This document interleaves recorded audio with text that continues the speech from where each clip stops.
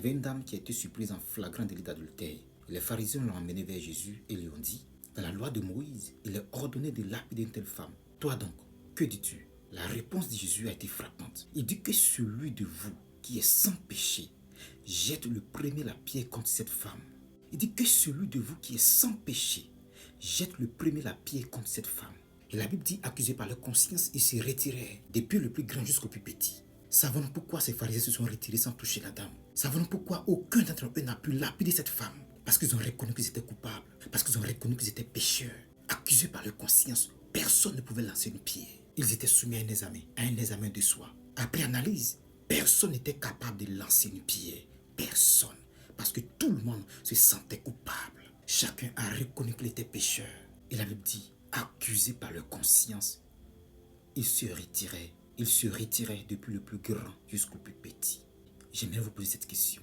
Si Dieu nous soumettait à cet examen, combien d'entre nous réussiraient? Combien d'entre nous réussiraient?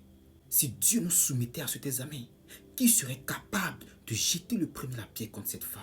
Serions-nous capables de jeter la pierre contre cette femme? Serais-tu capable de jeter la pierre contre cette femme? Serais-tu capable de le faire? Serais-tu capable? Voici le moment décisif qui révèle l'état de notre cœur, le silence. C'est dans ce silence que nous devons plier les genoux et implorer la grâce de Dieu. Afin d'être acquittés de cette dette qu'est le péché qui nous éloigne de Dieu, il faut revenir à Jésus. Il faut revenir à Jésus. Il faut accepter Jésus. Il faut marcher selon la parole de Dieu. Après cela, Jésus demande à la dame, personne n'est condamné. Alors moi non plus, je ne te condamne pas. Va et ne pêche plus. Il dit va et ne pêche plus. Dieu voudrait qu'on choisisse sa foi. Il voudrait qu'on obéisse à sa parole. Dieu voudrait qu'on prenne le chemin de la droiture, le chemin de la vérité, le chemin de la justice. Nous avons le désir d'être auprès du Seigneur dans les derniers temps. Tout le monde a ce désir. Mais bien aimé, nous devons savoir qu'il y a un prix à payer. Il y a un prix à payer. Il y a un prix à payer, bien aimé. La patience de Dieu envers nous, c'est pour notre repentance. La patience de Dieu envers nous, c'est pour notre repentance, bien aimé.